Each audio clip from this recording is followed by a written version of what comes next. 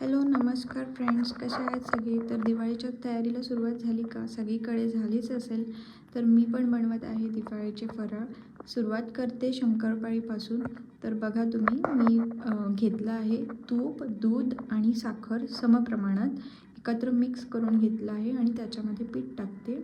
जेवढं मावेल तेवढं पीठ टाकायचं आणि ते पीठ चांगलं मळून घ्यायचं.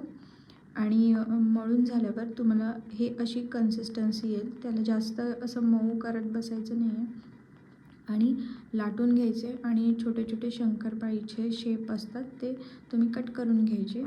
तर इथे बघा, माझा हा पिल्लू मदत करत आहे मला आता दिवाळीची. मी काही बनवत असेल फराळ तर तो मला नेहमी हेल्प करत राहतो. आणि हे अशा प्रकारे शंकरपाळ्या बनवल्या आहेत आणि इकडे तिखट बुंदी बनवलेली आहे मी आता. तर त्या शंकरपाळ्या तळायला घेऊया. आणि हे जास्त डार्क ब्राऊन करायचे नाही आहेत, एकदम मंद आचेवर तळायचे. त्यामुळे काय होतं, आतमध्ये ते चांगले शिजले जातात, आतमध्ये पीठ राहत नाही. आणि हे बघा, ह्याचा शंकरपाळ्याचा शेप बघा ह्याने कसा बनवला आहे. आणि हे बघा, हे अशा प्रकारे शंकरपाळ्या मी तळून घेतले. त्याचा कलर बघा, जास्त ब्राऊन करायचा नाही आहे, नाहीतर मग ती करपलेली टेस्ट लागते थोडी.